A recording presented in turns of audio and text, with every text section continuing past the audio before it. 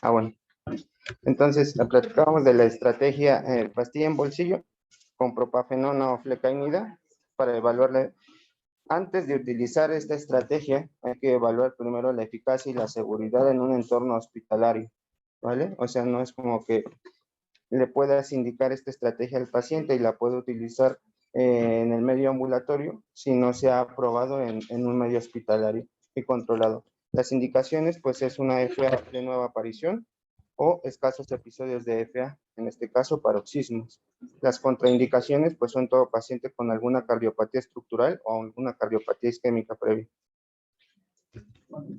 Ahora, las estrategias para mejorar la eficacia del control del ritmo, pues siempre es tratar, evaluar y tratar, y además controlar todos los factores de riesgo modificables que contribuyan al sustrato de la FA. Ya hablábamos de todos los factores de riesgo que tenemos que nosotros evaluar, controlar y tratar para evitar la progresión de la FA, aparte del mismo tratamiento de la FA.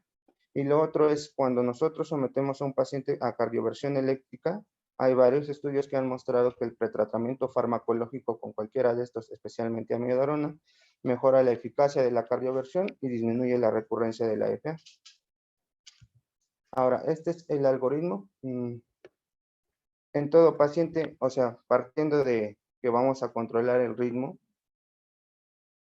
el algoritmo se divide en dos, ¿no? Aquellos pacientes que están hemodinámicamente inestables, que es en la parte superior derecha, es acá, siempre va a ser cardioversión eléctrica urgente, ¿vale? Y en la medida de lo posible, instalar un tratamiento anticoagulante lo más pronto posible. Ahora, si el paciente está en FA y está hemodinámicamente estable, esto en el contexto agudo, lo primero que se sugiere es el control de la frecuencia cardíaca. Lo segundo es si vamos a pensar en control del ritmo y evaluamos que está hemodinámicamente estable. Segundo es preguntarnos si el paciente está anticoagulado de manera terapéutica, no de manera profiláctica ni con dosis intermedia, sino de manera terapéutica. Si ya toma anticoagulación oral previa, pues se puede realizar la cardioversión de manera segura. Ahora, ¿mande? ¿Por qué solamente si está anticoagulado puede cardiovertir? Pues porque tienes un cierto rango de seguridad de que no hay trombos en la aurícula izquierda. Empiezas a mover la aurícula que ahorita está temblando, no está cayendo, y le das un shot de fibra contraria, ahí te puede dar el trombo que se vaya al sistema nervioso central o una pata o Ahora, si aún no toma anticoagulación oral, lo primero es iniciarla, ya sea si tiene indicación para nuevos anticoagulantes orales, antagonistas de la vitamina K, con el contexto agudo o crítico, ya sea con heparina de bajo peso molecular o no fraccionada. Y lo posterior sería evaluar la duración de la FA. Si nosotros constatamos que la FA tiene 48 horas de evolución o menos, podemos considerar la estrategia de vigilar, esperar, cardioversión eléctrica o cardioversión farmacológica. Ahora, si el paciente tiene una FA de duración indeterminada, que es el cuadro de la derecha, o que tenga una duración mayor a 48 horas, lo primero que se sugiere es una cardioversión electiva.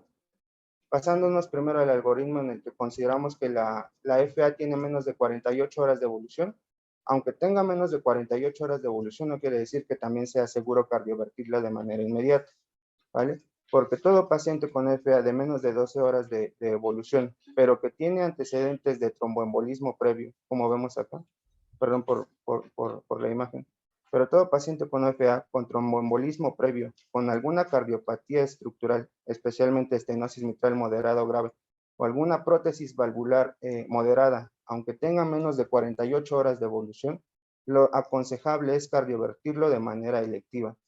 Y la cardioversión electiva, esto quiere decir iniciar la anticoagulación, esperar 3 semanas y evaluar después si podemos realizar una cardioversión o anticoagularlo inicialmente, realizar un eco transesofágico, descartar que tenga trombos en la aurícula izquierda y posteriormente cardiovertirlo. Así que los pacientes ideales para cardiovertirlos en las primeras 48 horas son aquellos pacientes que tengan una FA de menos de 12 horas de evolución, sin antecedentes de tromboembolismo, aquellos que tengan un CHA2-VASc de bajo riesgo, o sea, pacientes hombres con un factor de riesgo solamente o mujeres con 2 factores de riesgo. Esos son los pacientes como ideales en los que se puede utilizar la cardioversión eléctrica antes de las 48 horas o cardioversión farmacológica, ¿vale? La otra estrategia de la que hablábamos, de la que comenta el doctor, pues sí, en realidad no se recomienda tanto, aunque pues sí se ha evaluado en los ensayos que la cardioversión espontánea es en incidencia algo alta y puede contraponerse contra los estudios que evalúan la eficacia de la cardioversión temprana, porque también la cardioversión espontánea tiene algo que ver. Ahora, la estrategia está pensada para 48 horas, pero si en 24 horas el paciente no ha regresado a ritmo sinusal, es cuando tú ya puedes considerar cardiovertirlo sin esperarte esas 48 horas. Ahora, aquellos pacientes que tengan una duración indeterminada o más de 48 horas de FA, en estos pacientes necesitamos realizar un eco y anticoagularlos previamente por 3 semanas para posteriormente pensar en cardiovertirlos. ¿En qué otros pacientes podemos considerar una cardioversión electiva? Es decir, aquellos pacientes con FA de menos de 12 horas de evolución, pero con un CHA2-VASc de alto riesgo, es decir, 2 factores de riesgo que no sean relacionados con el género, o aquellos con FA con antecedentes de tromboembolismo, con estenosis mitral moderada o grave, o con prótesis valvular mecánica. En todos esos pacientes. Entonces,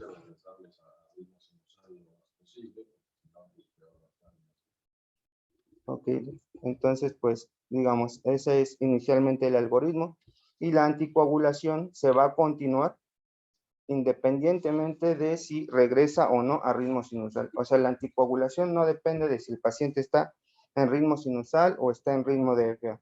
La anticoagulación depende de todos los factores de riesgo que ya vimos en el CHA2-VASc y es así como se va a implementar la anticoagulación. Ahora, estos son los fármacos aprobados para el control del ritmo. Inicialmente estos son de la clase 1C, estos son de la clase 3 y este es de la clase también 3. La flecainida y la propafenona se supone que tienen una presentación tanto oral como IV. La vía oral pues se puede utilizar en la estrategia de pastilla en bolsillo y la dosis inicial pues es de 200 a 300 miligramos en la flecainida y en la propafenona de 450 a 600 miligramos. Y en la presentación IV vamos a ver que las dosis son muy similares, 2 miligramos por kilogramos para 10 minutos. Ahora, la eficacia de estos fármacos para el control del ritmo, acá la vemos, para la flecainida a las 3 horas es del 51% y a las 8 horas del 72%. Y para la propafenona alrededor de las 6 horas, el 89% se ha controlado y ha entrado en ritmo sinusal. Las contraindicaciones, pues son todos pacientes que tengan un QT prolongado, que tengan cardiopatía estructural grave, es decir, que tengan insuficiencia cardíaca aguda o insuficiencia cardíaca crónica, hipertrofia del ventrículo izquierdo y síndrome coronario agudo.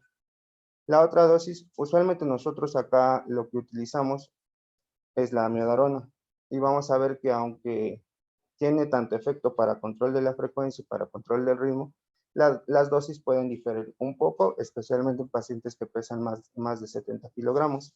Para el control de la frecuencia cardíaca, pues lo indicado o lo pactado en la guía de ESC son 300 miligramos pasados para 30 a 1 hora y posteriormente continuar con 900 para 24 horas con una dosis máxima de 1200 miligramos. Eso es para control de la frecuencia, repito. Para el control del ritmo es calculado sobre el peso, de 5 a 7 miligramos por kilogramo para 1 a 2 horas y continuar en una infusión de 50 miligramos por hora, máximo 1 o 1200 miligramos en 24 horas. La eficacia para el control del ritmo es hasta el 44% y esto puede incrementarse, como lo comentábamos ayer, en algunos pacientes en el contexto crítico con sulfato de magnesio a dosis baja de 4.5 gramos, pasados para 30 a 1 hora. Y bueno, las contraindicaciones en realidad, la única contraindicación, y eso es en tratamiento a largo plazo, es en pacientes con hipertiroidismo, porque vemos que la amiodarona se puede indicar en pacientes con insuficiencia cardíaca aguda, insuficiencia cardíaca crónica o cardiopatía isquémica. Y la ibutilida es un fármaco que se ha utilizado, pero principalmente para la cardioversión farmacológica del aleteo auricular o del flóter auricular. Acá están las dosis. Ahora. Se me hizo baja la utilidad de la persona reportada en esa parte. Más o menos sabemos que anda por el 80% de la posibilidad de desarrollo. No así de mantener la entonces a la 44 esa opción es eso, a largo plazo para la cardioversión farmacológica inicial muy eficiente. Y si te das cuenta, analiza bien esta tabla, la única que no tiene práctica. Entonces sí vale la pena no irte a los problemas, sino lo que te va a hacer más eficaz. Ok.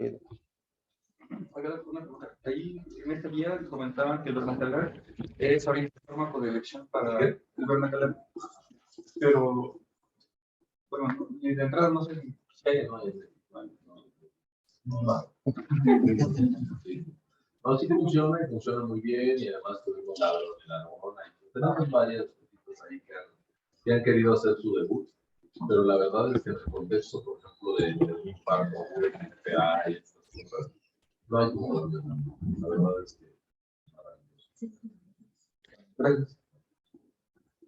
Ahora también, antes de o siempre que nosotros consideremos meter a paciente a un tratamiento para control del ritmo, hay que evaluar todos los factores de riesgo, ya sea para progresión o recurrencia de la EPA. Y aquí estos, digamos, se resumen los principales factores para progresión y recurrencia de la misma. Y el principal, o bueno, el primero es la edad avanzada. Número 2, el sexo femenino. Número 3, la cardioversión previa y que actualmente sigue en ritmo de FA. Pacientes con insuficiencia cardíaca o alguna otra cardiopatía estructural, un mayor índice de volumen de la aurícula izquierda y una mayor duración de la FA, y en pacientes con EPOC o enfermedad renal crónica. ¿Qué aspectos apoyan la terapia temprana del control de ritmo? Pues ya lo platicábamos en la fisiopatología de la FA. Hay menos tasa de eventos de tromboembolismo en pacientes con FA paroxística versus en pacientes con no paroxismos, es decir, en pacientes con FA persistente o persistente de larga evolución. Número 2, hay mayor tasa de progresión de FA en terapia de control de la frecuencia contra terapia de control del ritmo.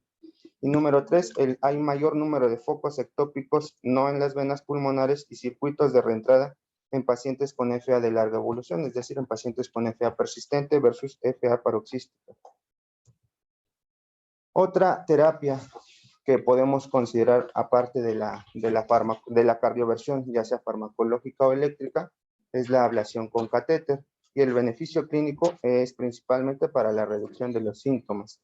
Aunque la ablación con catéter se ha evaluado como indicación de primera línea en algunos pacientes, esto es en pacientes con FA paroxística o FA de nueva aparición y que tengan pocos factores de recurrencia, y 2, en FA persistente sin factores de recurrencia importantes. Otras indicaciones también para considerar como terapia de primera línea son estas dos. En pacientes con insuficiencia cardíaca con fracción de eyección reducida, en los que se ha evaluado que disminuye la mortalidad, las hospitalizaciones, así como mejora la FEBI, el ejercicio y la calidad de vida. Y 2, en pacientes que tienen miocardiopatía inducida por taquicardia, esto principalmente para restaurar la función del ventrículo izquierdo. Entonces, estas 4 indicaciones, las recomendaciones no son tan fuertes en estas dos, pero sí en estas primeras, de utilizar la ablación con catéter como tratamiento de primera línea, y como tratamiento de segunda línea, pues es en todos pacientes con FA persistente que continúan con síntomas y que han fracasado a una terapia de fármacos antiarrítmicos. ¿Cuál es la técnica de la ablación con catéter?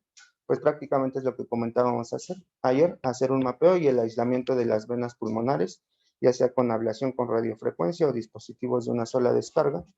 Hay otras formas de ablación, otras zonas de ablación que ayer comentábamos, algunos en la vena cava, algunos otros en el istmo cavo-tricuspidio, eso principalmente en flóter auricular, pero otras zonas de ablación pues son los rotores, los focos no pulmonares o los plexos ganglionares, considerando que aunque la ablación con catéter es más efectiva que el tratamiento farmacológico a largo plazo, pues las tasas de reconexión de las venas pulmonares llegan a ser en algunos estudios hasta más del 70% después de los 5 años. Okay.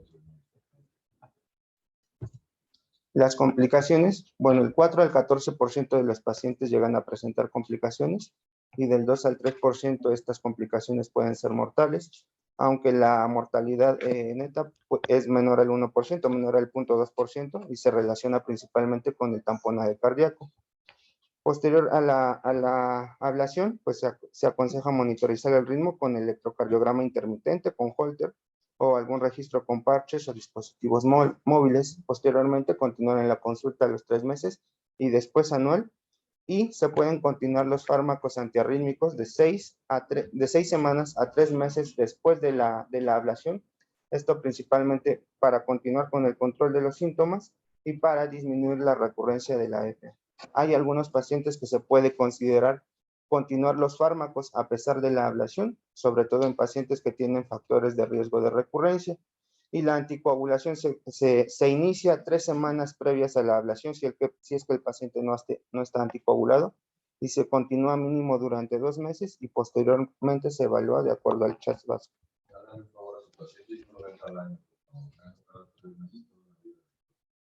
Porque la FA fueron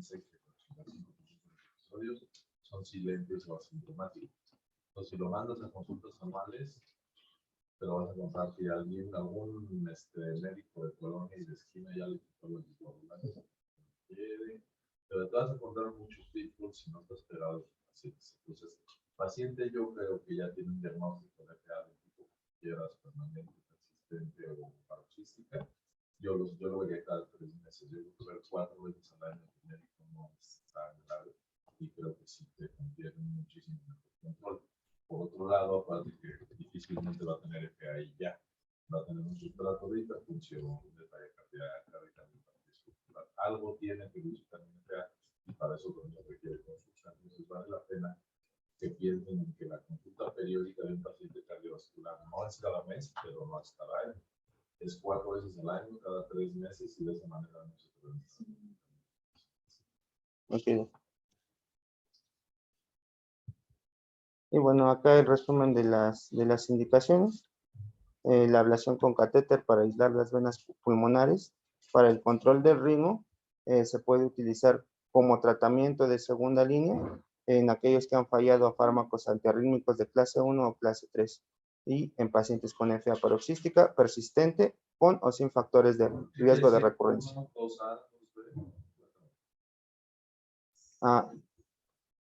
Digamos, es la fuerza de recomendación. Nivel de evidencia. Pero ¿qué quiere decir? La fuerza la tiene el Pues, ¿Alguien pueden ayudarle a su compadre? Una recomendación uno es también que se hace a través de varios análisis. No, una recomendación uno es que está totalmente indicado a hacer un nivel de recomendación A, porque es 1A, la A es que está basado en el análisis, estudios no céntricos, vías de todo. La 1B, ¿qué quiere decir? Perdón, la 2A, ¿qué quiere decir? o sea que puedes instaurar el tratamiento, pero con ciertas precauciones. La mayoría de los papers apoyan, pero hay uno o dos por ahí que están en contra. La 2B.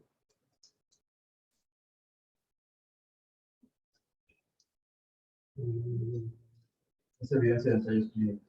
La evidencia de ensayos clínicos, no muy fuerte la evidencia, pero todavía está recomendada. La 3. Eso ya no se recomienda. Pero esa es una recomendación cuando no tienes otra alternativa.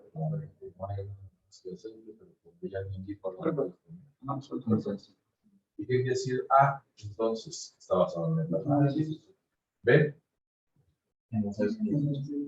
Y C. Con los expertos y casos reportados. Sí, es medicina basada en artística. C hicimos toda la pandemia, así que no sé qué tal. Pero la mortalidad. No había evidencia. Ni todos somos, nos declaramos de los que seguimos. No, todo el mundo bien. Yo recomiendo. Y ahora, No está mal, pero hay que saber qué está haciendo. No es incorrecto el término de evidencia, sí, pero sí es importante saber qué estás haciendo. y bueno, como tratamiento de primera línea, para el control de ritmo se puede considerar aquellos pacientes con episodios sintomáticos de FA paroxística y pacientes con FA persistente sintomática sin factores de riesgo de recurrencia de FA importantes, o aquellos pacientes para revertir la disfunción del ventrículo izquierdo en pacientes con FA y con miocardiopatía inducida por taquicardia, o en pacientes con FA e insuficiencia cardíaca con fracción de eyección reducida. Eso la mentalidad inducida por taquicardia parece lejano, que nunca lo vamos a ver, pero no es una realidad. Todo el corazón que está taquicárdico, ejercicios frecuentes, que no controlamos, va produciendo un desgaste en el miocardio ventricular, aunque parece que esto es una acción auricular. ¿Por qué? Porque el ventrículo responde de distintas maneras, recibe estímulos de otro modo, y las presiones adaptadas a un ventrículo cuando van haciendo auricular o no, son muy diferentes. Entonces, si el que rápidamente que no se deterioren los ventrículos por la carga atómica que tenemos de la sea, es una Y bueno, los fármacos antiarrítmicos a largo plazo también se pueden utilizar para control del ritmo. Esto es, bueno, si tiene indicación para el control a largo plazo como tal, evaluando y tratando todos aquellos factores de riesgo que contribuyan al sustrato de la FA y evaluando también las comorbilidades. Ya platicábamos que la plecainida y la propafenona están indicadas en aquellos pacientes con cardiopatía estructural ausente y ausencia de síndrome coronario. ¿Vale? Acá están los fármacos que se pueden utilizar en este grupo de pacientes. En pacientes con enfermedad coronaria o insuficiencia cardíaca con fracción de eyección conservada o alguna valvulopatía significativa, se puede utilizar amiodarona o dronedarona o ablación con catéter en caso de que el paciente también consienta el tratamiento. Y en aquellos con fracción de eyección reducida, pues la amiodarona sin ningún problema.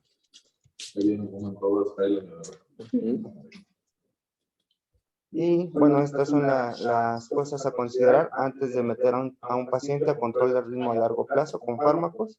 Esto es principalmente la sintomatología del paciente, cuándo elegir un tratamiento, es decir, evaluar a través de un electrocardiograma y un ecocardiograma si el paciente tiene alguna anomalía electrocardiográfica o alguna disfunción del ventrículo izquierdo, para esto principalmente para evaluar el tratamiento al que lo vamos a someter y para minimizar el riesgo de proarritmias, ¿vale? Y acá un poquito el resumen de las recomendaciones de lo que hablábamos hace ratito.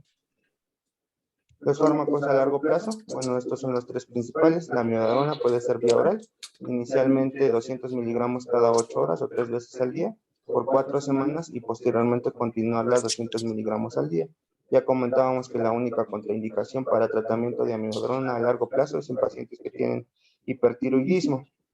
La flecainida y la propafenona, pues se pueden dar igual vía oral, 100 a 200 miligramos cada 12 horas para la flecainida, o 200 miligramos cada 24 horas, esto es en una presentación de liberación lenta, y las contraindicaciones para ambos es todo paciente con cardiopatía estructural, con insuficiencia cardíaca o síndrome coronario agudo o crónico, y la dosis de la propafenona, 150 a 300 miligramos cada 8 horas. Y el último ítem del ABC para el tratamiento de la fibrilación auricular, esta vez uno de los más difíciles y también de los más importantes, es el control de todos los factores de riesgo que contribuyen al sustrato de la AFA. Y esto ya es un manejo todavía más amplio que posteriormente vamos a continuar. Pero, por ejemplo, los pacientes hipertensos que no están en control o en metas de presión arterial, pueden tener progresión tanto de la FA como de la cardiopatía hipertensiva, a pesar de un buen o un adecuado tratamiento para la FA. Igualmente, en pacientes con apnea obstructiva del cuello que no están en tratamiento en CPAP y se someten a ablación con catéter, la tasa de recurrencia es mucho mayor en pacientes que no están sometidos a un adecuado tratamiento del AOS, es decir, un CPAP, siendo que este disminuye la recurrencia de la FA posterior al tratamiento al control del ritmo. Y pues prácticamente eso sería todo. Bueno, ya vimos todo, entonces, conclusión de la FA. Rápidamente hay que recibir al paciente, como sea que esté, definir rapidito si va a ser una FA paroxística, persistente o permanente. Eso lo pueden saber rápido, se van a dar cuenta.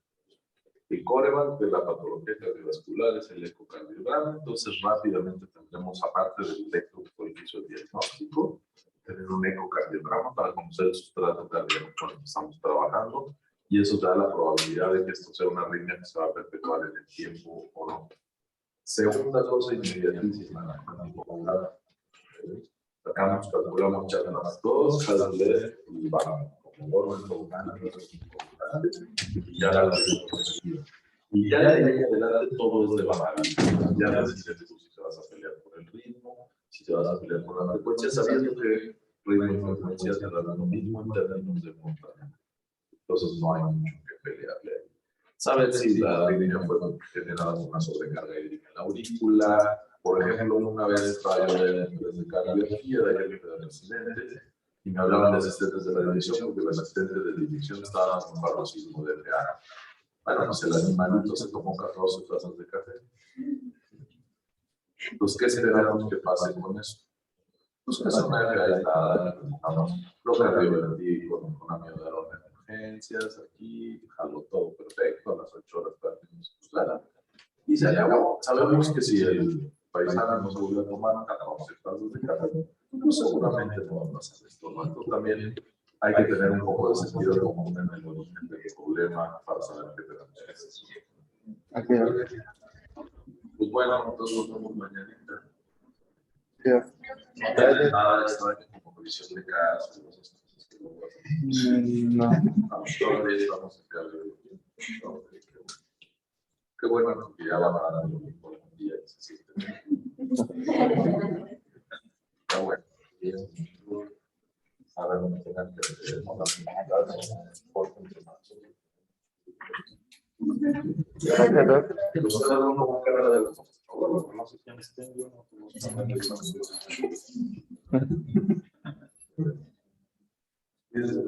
Gracias, Doc.